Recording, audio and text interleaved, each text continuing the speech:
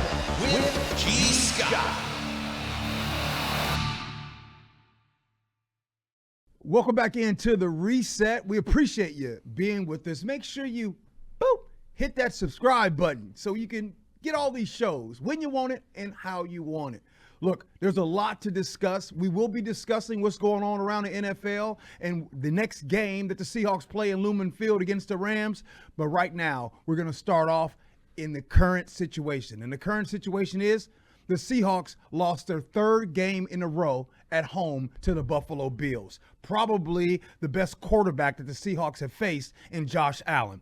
There's a lot to discuss about what's going on, but I want to start off with this. And this is a very simple one. Something that I've had a couple days to kind of digest. Doesn't taste good, doesn't feel good, but it is what it is. On Sunday, we saw a lot of Buffalo Bills fans in there. They call themselves Bills Mafia. We heard, if you're on TV or you're listening from TV, you heard the Bills in attendance. And you know what? It just wasn't a good feeling. And right now, you want to talk about home dominance. Home dominance right now. The Seahawks from 2012 to 2020 at home, 54-10. From 2019 to 2024, from October 28th to October 28th, in those 5 years, the Seahawks are 24-18. There needs to be a reestablishment of dominance at home. Some of you all know. You know how it used to be. The 12s. Look, the 12s are doing this job. No doubt about it. This is not me saying anything about the fans at all because I see you. I see you there. But this is a cry. The Seahawks are going to have to get it done because right now they're on a 3-game losing streak at home, and they get the game here on Sunday, and they for sure got to win that one. I'm here with my buddies. I got Brady, Frank, Paul. I'll start off with you, Frank. I'm going to let you know right now. This is a must-win game for the Seahawks at home against the Rams. If not, it could possibly be goodnight Irene because they go on a bye week and then they head down to San Francisco after the bye week. And it's our 6th home game in our first 9 games. Like, we're running out of home games. We're going to be on the road a lot in the second half of the season. Ooh, good point. That's not great. I just want to throw a MeBang quote out from the Sunday live stream because we talked about this a little bit. When the crowd was real loud and it was real hype, they couldn't communicate like they wanted to do at home. That's what MeBang was telling us, that when the Legion of Boom was doing its thing with Russell Wilson on the other side and Marshawn, teams would have to come in and they have to shrink their playbooks in half because they couldn't communicate nearly as well as they would at home when they can kind of do that and quiet the fans down. That is what the advantage is at stake that we're no longer taking advantage of these last 5 years now. You can really manipulate an opponent's game plan with a raucous, loud fan base. I think, Brady, around the league, if you want to have that dominant home field advantage, then you got to give a dominant performance on the field. Because I'm going to tell you right now, at Detroit Lions, that's home field advantage right now because they're dogs. Oh, yeah. I mean, it sucked to see the Seahawks play the way they have at home. I treat it almost like the Seahawks are playing in a rental house. Like, it's not their house, but it is their house because it's where they play their games. But they're not having success as you did before. So it's almost like, this isn't our home anymore. It's our temporary place, but you need to reestablish your real place down there to get the Legion of Boom days with the hard counts, getting all the false starts, and having your defense just be unstoppable. But as we saw in this last week, it was anybody's offense that could have beat us out there. We couldn't stop anyone. We were making play mistakes. We were tripping over people, snapping the ball over heads. We just didn't have it. One problem. You guys that are listening right now, you can put it in the chat right here. I want to get it. Here's the rules. You cannot bring up offensive line. Give me one problem that is the reason why the Seahawks have lost 3 in a row at home and also have lost, 4 of the last 5. What is the reason for that? Go ahead, Frank. You will start this off, and I'll come to you next, Paul. Yeah. One reason, and you can't use offensive line. No, I'm not, and I don't want to. For me, it would be more just that quarterbacks are too comfortable. Quarterbacks are just too comfortable. Daniel Jones, way too comfortable playing us, even in Seattle. Josh Allen, we got some stats that we'll get to. He attacked our secondary pretty damn well. Tariq Woolen gave up 2 touchdowns. Devon Witherspoon was targeted 7 times, gave up 6 catches. Josh Allen just didn't have to sweat it. We're going to see Stafford. Now he's got his weapons coming in. Is he going to be sweating Lumen Field with Sean McVay? I don't think so. I think they're way too comfortable. And this Rams team is just ridiculous. Paul, what's up, man? I think the big problem, I would say, is identity. I think this team has not been able to craft an identity underneath its new head coach. They haven't been able to be an elite defense with an elite defensive mind leading the way. They haven't been able to get the next level from that offense. And, of course, now we have this DK Metcalf injury that's going to be a huge problem. What is the identity of this offense? Where is Ken Walker? What can you tell me? Remind me what the rule is again, one more time. Run the ball, stop the run. And they aren't running the ball. I mean, and there's no identity on defense. There's no identity on offense. This team, and I know it's a new coaching staff, and it's a lot of change, but we're halfway through the season here. We are approaching a point where the division crown is still on the line, and the problem that I'm seeing is Rams, Cardinals, and 49ers, they're going up. Seahawks are going down. And I think identity is a key part to that. We talked a little bit about this. I got to go to the Seahawks game. Shout outs to our the great folks here that made that possible. But gee, this was supposed to be one of the best home field environments in all of football. As a Broncos fan, I am well versed in knowing what that what the 12s mean. That 12s moniker means. And I'm just going total guess. I think there were more Bills fans in the stadium than Seahawks fans on Sunday. Well, so I think data, identity, yeah.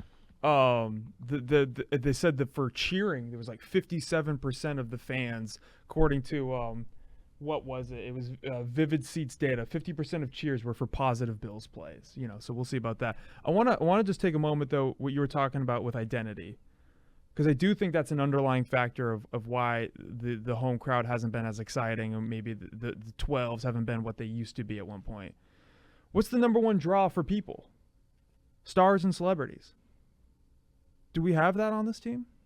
Nope. We had that with Russell Wilson on both sides of the ball. We had the Legion of Boom. We had Russell Wilson. If you ask a lot of people, and look, this is a Gino Smith friendly podcast, but how many people know him as our quarterback outside of here? Is the answer, they have a short-term option. How many stars do we have? Hey, Paul, you're at the game. How many Gino Smith jerseys did you see? Zero. Hold on, wait. Let me tell y'all something. One thing I kind of love about the NFL, I don't think people care about stars like you think. And you want to know who's the biggest example of that? Detroit Lions. Name some stars. They got stars. Goff is a star. Not No, he's not. recently, though. Goff is not a star. He's going to be an MVP candidate this year, and he went to a Super Bowl. I ain't never seen nobody walk around with a Jared Goff jersey. Spend some time in L.A. They're there. Jared Goff is not a They're star. in Detroit. Jameer Gibbs, star. Amon-Ra St. Brown, star. They're not Brian Branch, national- star. they're not- Aiden Hutchinson, They're star. not national stars. Dan Campbell, They're only- star. The only reason why we're talking Ben Johnson, about them star. is because they are winning. Winning makes people come. Period. And speaking for the Seahawks, the last 30 games at home, the Seahawks are 15-15. It is what it is. Like, one thing about football is like life, baby. Ain't no opinions, these are facts. It is what it is. When you win, people get pumped. When you lose, people start saying, oh, man, we're going to take these tickets, whatever the case might be.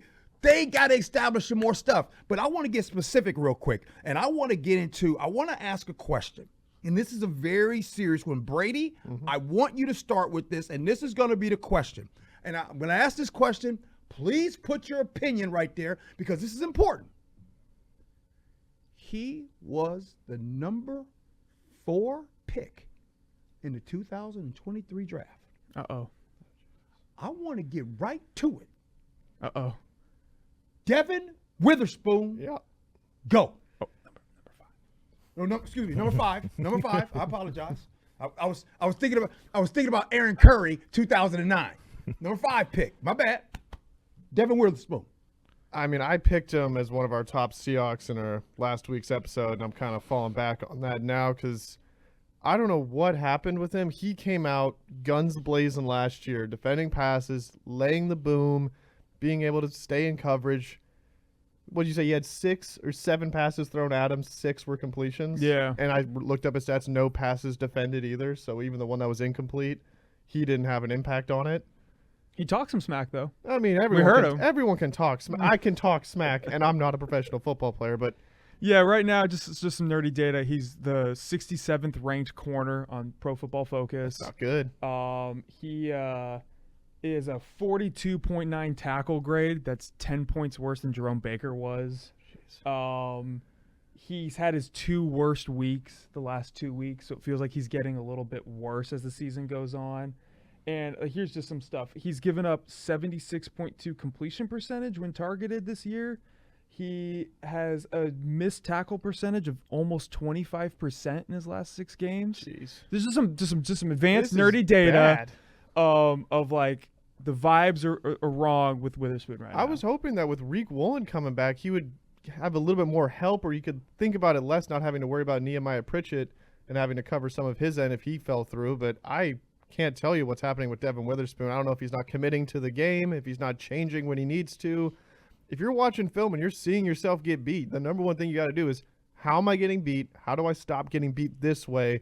Force them to attack me another way, and then I'll figure that out when they attack me again. Paul, Devon Witherspoon. I mean, I think it's tough, man. When you hear those numbers from a guy that was taken so high, but I think just like the thing with the coach here, sometimes does it feel like in football we don't give people enough time? Like are bad seasons allowed to happen in a career for an NFL player? You mean like Bobby Wagner going to the Commanders and not being here right now? I got another example too for another that. time we're talking about linebacker play. But go ahead. That's what I mean. It's kind of like I'm just wondering. Like, I feel like in football we're so quick to move off of players, so quick to move on, so quick to do things, and you can't allow to. I mean, we're baseball. You know, me and Brady are big baseball guys, right? I mean, a 2-week bad stretch in baseball, you kind of throw your hands up and That's you're like, expected. you know, That's right? expected as It's part of the season. game. Whereas in this, it's like he's a number 5 overall pick. He's struggling right now.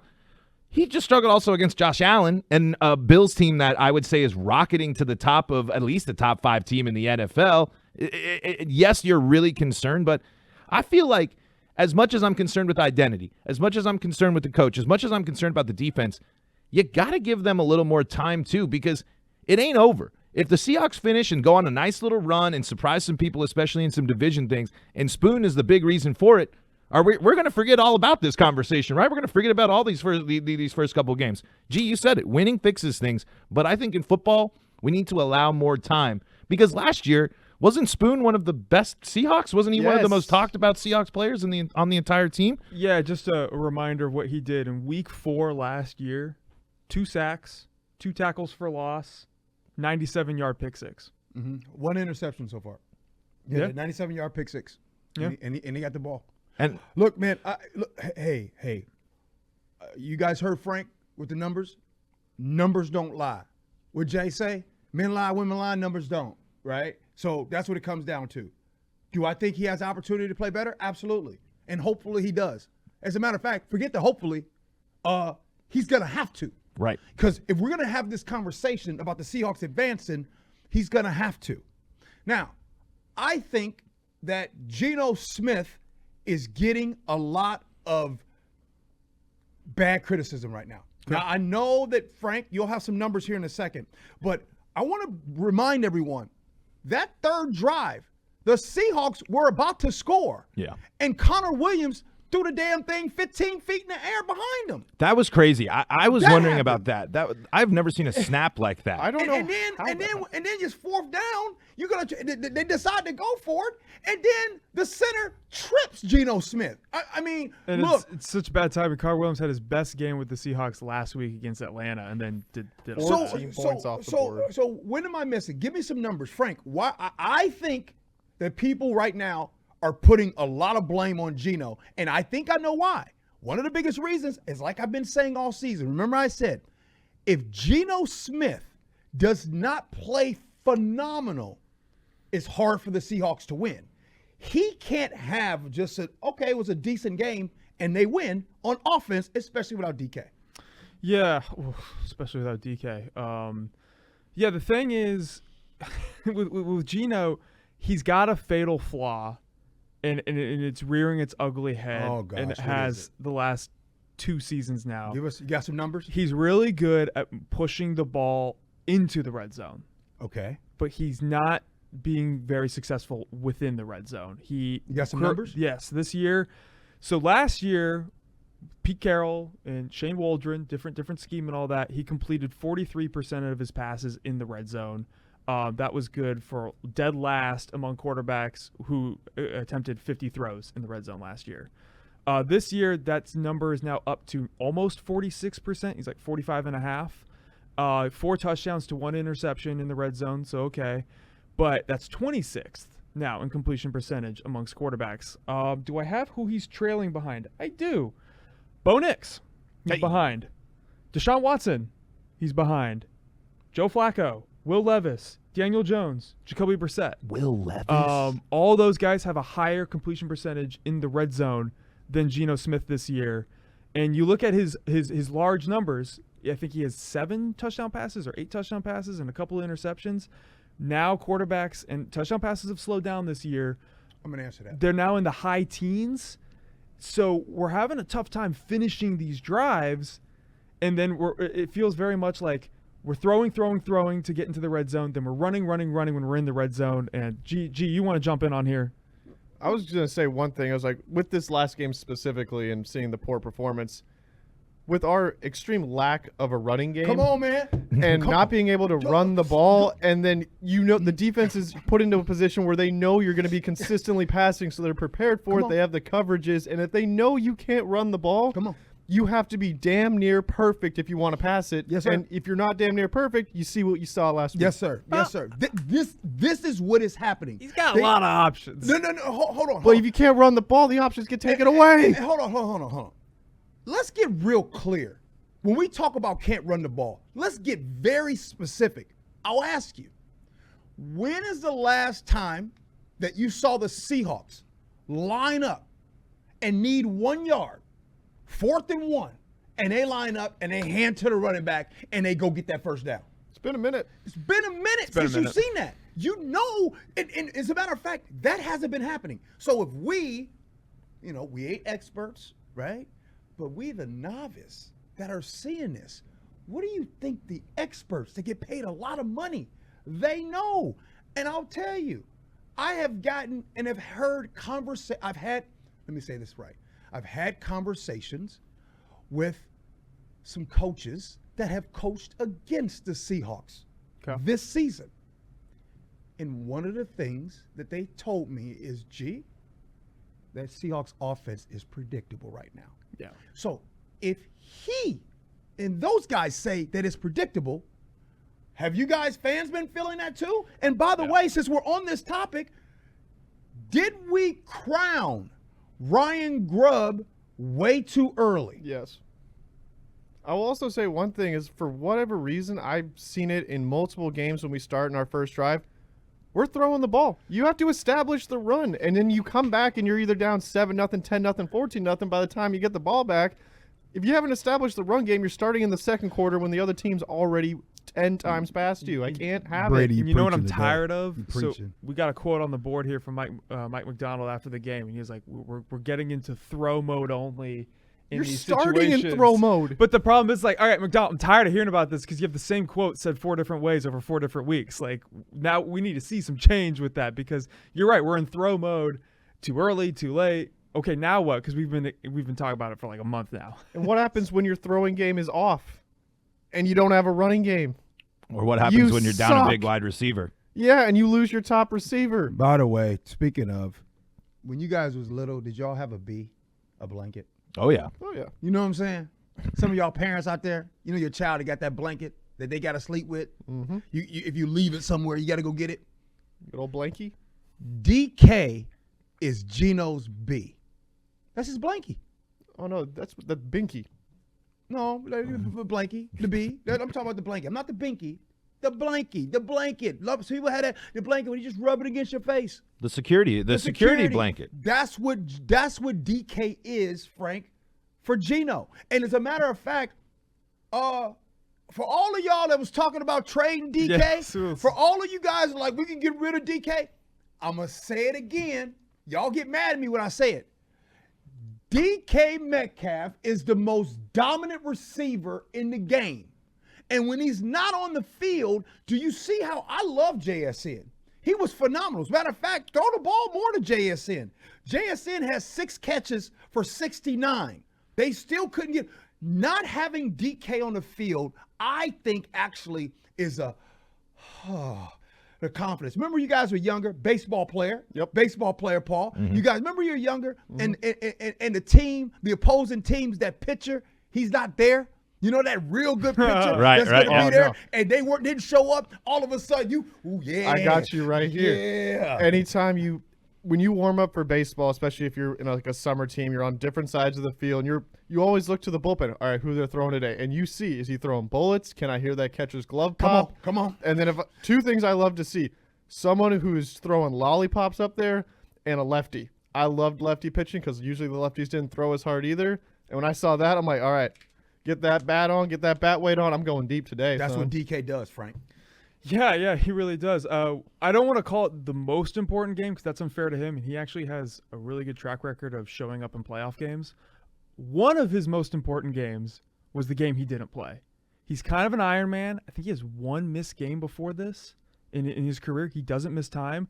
It's a really good reminder of this offense works when I'm here and I'm battling these top corners week in, week out, because not only if he does get shut down in a certain matchup, like against Surtain or against another elite corner, he's at least being physical, battling with that guy, opening up the rest of the field for a JSN, for a Lockett. All of a sudden, when you took that piece out, it's kind of like it's a smaller version of a Steph Curry on the Warriors, right? Even if he's not shooting well, Steph Curry has to be guarded so tight that the court just gets bigger. The field gets bigger. DK draws double coverage. Yeah, and just he has to. The number one corner is like, I have to be on DK all day, and then all of a sudden, JSN, Lockett, tight ends, running backs, Geno himself Lockett had scrambling. One catch for 9 yards. He's not a number 2 wide receiver right now. He's an amazing number 3. When the number 1 is taking on Surtain and the other guys. You're talking about that with the DB, but DK also will pull a safety.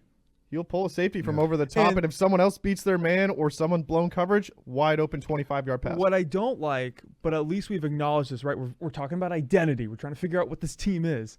When we took Tariq Woolen away from this defense, and when we took DK away from this offense, we saw how vulnerable we really get. So we're learning about how some key guys that are glue guys that really help this thing function. Okay. Let's look ahead. Buffalo Bills coming up. Excuse me. Buffalo Bills just beat the Seahawks. So you see what my head is. I wish they were coming up. The Bills is still, bruh. The Bills is in my head. I'm just gonna tell you. Rent free. It's kind of like, This remember Sunday. like when Lamar came into town last year? Yes. It's like it's one of those things. It's just like, ugh. Well, this Sunday at Lumen Field, the Rams come to town. We got about 5 minutes so we can discuss this. Here's what I think. I think that this Rams team right here might be the best that we see this season outside of the Detroit Lions, because Detroit Lions was just physical, did everything. But I think that combination, their run game with Matthew Stafford, who I think Matthew Stafford is, I'd argue, this top 3 quarterback in the game. Like Matthew Stafford is precision. He just throws dimes. And then their duo wide receivers, the way they do Cooper Kupp and Puka Nacua, I am nervous of that. Makes you jealous, This huh? needs to Puka. happen on Sunday, because I might cry when I get to the car on Sunday if they lose. It's so frustrating. The Rams are the opposite of us in some respects. They have 3 guys. They have Kyron Williams, they have Puka Nacua, and they have Cooper Kupp. And Sean McVay's whole thing with Matt Stafford is get those guys the ball. That's it. That's what we're going to run. It's kind of like Legion of Boom never moving. You knew where they were going to set up. Didn't matter. We have almost too many tools at our disposal when we're healthy that sometimes it's like we got to get the ball. Cooper Kupp, like in the second half, it's just first down, second down, third down. This guy keeps moving chains. Kyron Williams moves chains. And of course, we're playing the Rams, and they have a rest advantage. Yep, and I hate when that happens. And I think it's time to say it. McVey lives up to the billing. I think McVey is on a Tomlin trajectory. I think a guy that can take teams and maybe they're not, 5 games above 500. They might be a floating above 500 team. But McVay and the Rams have kept themselves in the conversation right here that their season is far from over, and it's really ramping up. Puka Nacua is a dog, is a straight up because he's got that DK build, right? They were talking the whole time on the Rams. He's a big dude, and he was getting launched all over the field, and he's there. And you nailed it too. You're confident in Stafford. You're confident in the coaching. This is a Rams team that, and correct me if I'm wrong, this is a Rams team that's handled business against the Seahawks the past few seasons as well. This is probably one of their toughest division matchups outside of the Niners, and I think some Seahawks fans might be more worried about playing the Rams than the Niners. And if you talk about trust, like if you see divisional odds through 8 weeks, Rams are higher than the Seahawks at 3 and 4. Oh, and right now, who's favored? The experts actually have the Rams favored at home.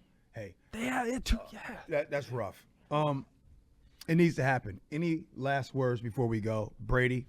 I'd say for this Rams game, just as we've been all talking about, run the ball, stop the run. If you can tire out the Rams defense, you have a bigger chance. If you can open up that passing game with a tired out defense, I give you a better chance if you get 3 yards through 2.5 quarters in a game. Frank, before you give us your final words, I know a lot of us keep talking about running the ball, right? I'm sure all of us, even Mike McDonald has talked about, we need to early on, we need to establish the run. I'm starting to think that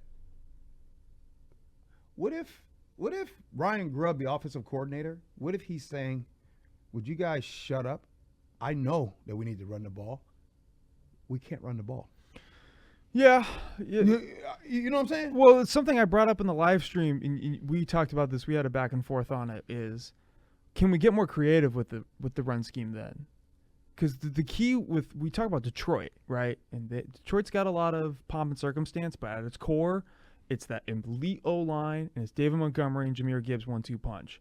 I like our own 1-2 punch of Ken Walker and Zach Charbonnet. Why aren't we throwing them both out there? Why aren't we alternating? Why aren't we trying different things? Both these guys can catch. Both these guys can block. Charbonnet is, by far, this is nerdy stuff, the greatest pass-blocking backup running back in the league. I'm just letting you guys know. Just take my word for it. He can block, catch. Ken Walker can do the same. So you're not, exposing your offense of, okay, Charbonnet's in, they're going to throw. Ken Walker's in, they're going to run. Why aren't we doing a two-headed snake thing? I got one more thing. I got a question for you. Tell me if I'm wrong, but I've seen every team do it against us, and we struggle to do it. It is to do a basic screenplay. It's almost like a hybrid running play where it's a quick pass, blockers down, run. We can't do it, but it happens to us every single week. Why are we failing at it? And who is the king of bad screens? I know who's the king. Shane Waldron. I know. Yeah. And guess who the king at stopping screens used to be? KJ Wright. Shout out KJ. But who's now a 49. Why are we not able to effectively do at least a few screenplays again? Not run it every play because then you'll know it, but why can't we do it? But every team is doing it to us effectively. I don't know, man. I don't know.